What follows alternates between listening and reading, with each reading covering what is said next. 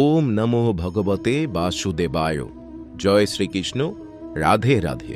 আমাদের সনাতন ধর্মে সময়কে অনেক শক্তিশালী বলে গণ্য করা হয়।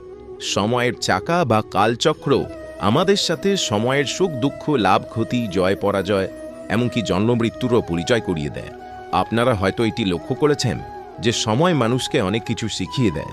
সময়ের চাকা যেমন ফকিরকে রাজা বানিয়ে দিতে পারে, তেমনি রাজাকে ফকিরও বানিয়ে দিতে পারে।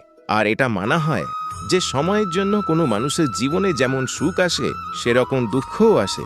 কিন্তু আপনি কি এটা ভেবে দেখেছেন যে আপনার জীবনে যদি কখনো ভালো সময় আসে, তাহলে সেটা আপনি আগে থেকে কিভাবে জানতে পারবেন? বন্ধুরা, আজকের এই গুরুত্বপূর্ণ ভিডিওতে আমি এই বিষয় নিয়েই আপনাদের সাথে আলোচনা করব যে মানুষের জীবনে যদি কখনো শুভ সময় আসে, তাহলে ভগবান আমাদের কিভাবে সংকেত দিয়ে থাকেন। আপনাদের সবাইকে স্বাগত জানাই। যদি আপনি আমার চ্যানেলে নতুন হন, তাহলে সাবস্ক্রাইব করতে ভুলবেন না। আর ভিডিওটি যদি আপনাদের ভালো লেগে থাকে, তাহলে ভিডিও শেষে একটি লাইক করতেও ভুলবেন না। তাহলে চলুন দেরি না করে জেনে নেওয়া যাক ভালো সময় আসার আগে ভগবান আমাদের কিভাবে সংকেত দিয়ে থাকেন। এই বিষয়টি নিয়ে ভগবান শ্রীকৃষ্ণ স্বয়ং নারদ মুনিকে বিস্তারিতভাবে জানিয়েছিলেন। হিন্দু পুরাণ গাথা অনুসারে একবার নারদ মুনি ভগবান শ্রীকৃষ্ণের সাথে দেখা করেন এবং তাকে জিজ্ঞাসা করেন, হে পরমেশ্বর, মানুষ কি করে তার আগামী দিনের আসা ভালো সময় সম্পর্কে আগে থেকে জানতে পারবে, তা কৃপা করে আমাকে বলুন।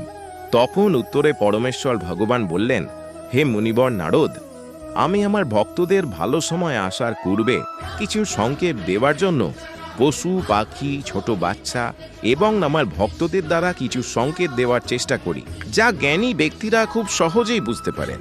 কিন্তু যারা অজ্ঞানী মানুষ হন, তারা এই সংকেতগুলো বুঝে উঠতে পারেন না।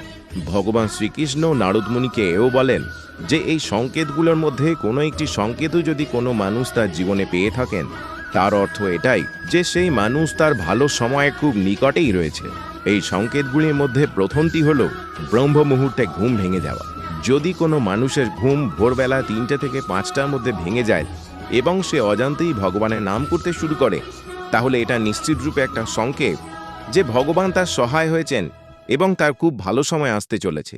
যদি আপনারও ঘুম এই ব্রহ্ম মুহূর্তে ভেঙে যায় এবং যদি আপনার সেই সময় মনে হয় যে কেউ আপনাকে নতুন দিশা দেখানোর চেষ্টা করছে, তাহলে নিশ্চিত রূপে আপনি বুঝে নেবেন যে ভগবান আপনাকে সংকেত দিচ্ছেন যে আপনার ভালো সময় খুব নিকটেই রয়েছে। আপনার ভাগ্যের চাকাও হয়তো ঘুরতে চলেছে এবং সফলতা নতুন নতুন রাস্তাও বের হতে চলেছে। ভগবান শ্রীকৃষ্ণ নারদ মুনিকে বললেন, যাদের মধ্যে এরকম লক্ষণ দেখা যায়, আমি স্বয়ং তাকে সাহায্য করে থাকি। তো বন্ধুরা, যদি আপনাদের মধ্যেও এরকম লক্ষণ দেখা যায় এবং নিজের মধ্যে একটা পরিবর্তন লক্ষ্য করতে পারেন, তাহলে নিশ্চিত রূপে আপনি জানবেন যে ভগবান আপনাকে এই সংকেত দিচ্ছেন যে আপনার ভালো সময় খুব নিকটেই রয়েছে। দ্বিতীয় সংকেতটির ব্যাপারে ভগবান নারদ মুনিকে বললেন, হে মুনিবর নারদ, যখন কোনো মানুষ প্রকৃতই মন থেকে খুশি থাকে, যখন তার মুখে সবসময় একটা হাসির অভিব্যক্তি থাকে, যে মানুষ তার রাগ এবং অভিমানের ওপর নিয়ন্ত্রণ রাখতে শিখে গেছেন, সেই সমস্ত মানুষ আমার অত্যন্ত প্রিয় হন এবং আমি তাদের খারাপ সময়ের নাদপাশ থেকে অচিরেই উদ্ধার করে থাকি। এই ধরনের মানুষ যখন কোনো বিষয় নিয়ে খুব ভাবেন, তার ভাবনা থেকে অনেক বেশি কিছু তিনি বাস্তব জীবনে লাভ করে থাকেন। বন্ধুরা, আপনারা নিশ্চয়ই শুনেছেন, প্রসন্নচিত্ত মানুষের মনে সর্বদা ভগবান বাস করেন। অর্থাৎ যার মন সর্বদাই আনন্দময়, তার মধ্যেই ভগবান বসবাস করে।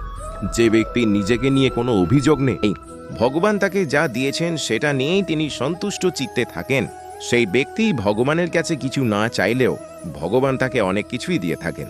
নির্লোভ এবং সদাহাস্যময় আত্মার মধ্যেই আমি বাস করি, একথা ভগবান শ্রীকৃষ্ণ স্বয়ং বলেছেন।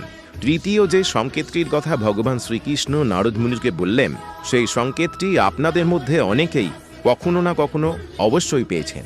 এই সংকেতটি আমরা বিভিন্ন পশু বা পাখির মাধ্যমে পেয়ে থাকি।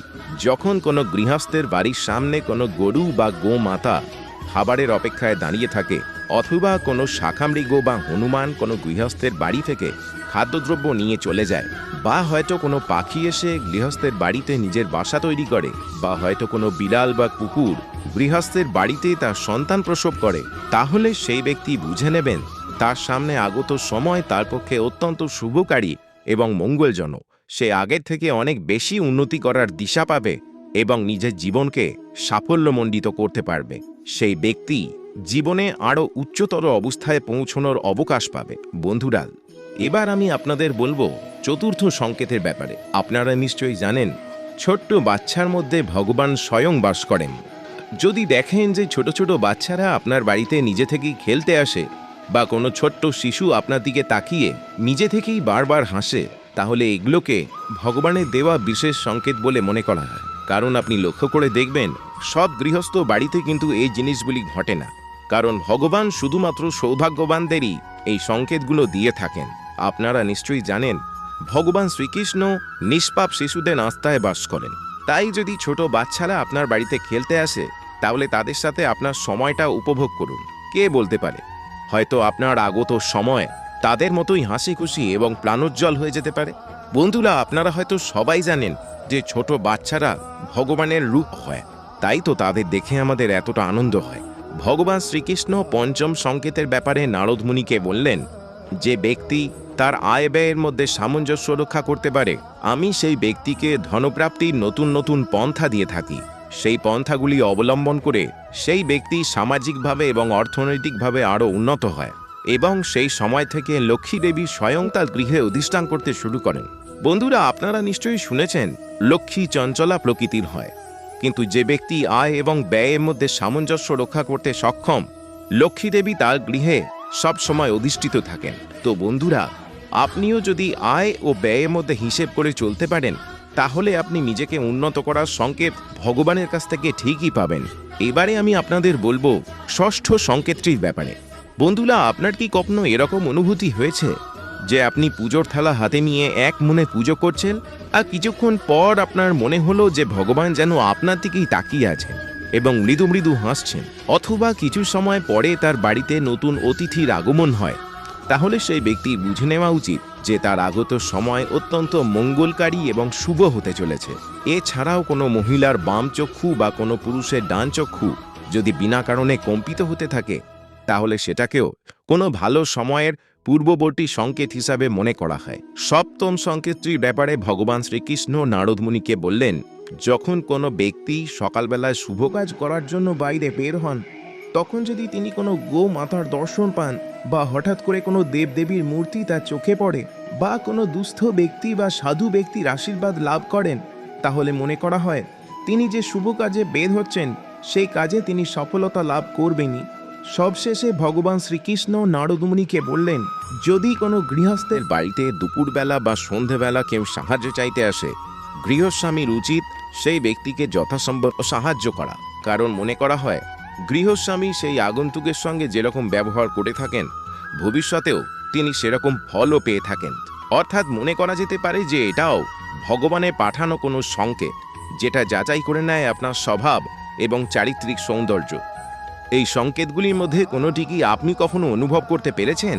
নিচে কমেন্ট করে জানাতে ভুলবেন না। তার সাথে যদি ভিডিওটি আপনার ভালো লেগে থাকে, তাহলে একটি লাইক করতেও ভুলবেন না। আবার দেখা হবে আগামীকাল নতুন আরেকটি ভিডিওতে। ততক্ষণের জন্য ভালো থাকবেন। জয় শ্রীকৃষ্ণ।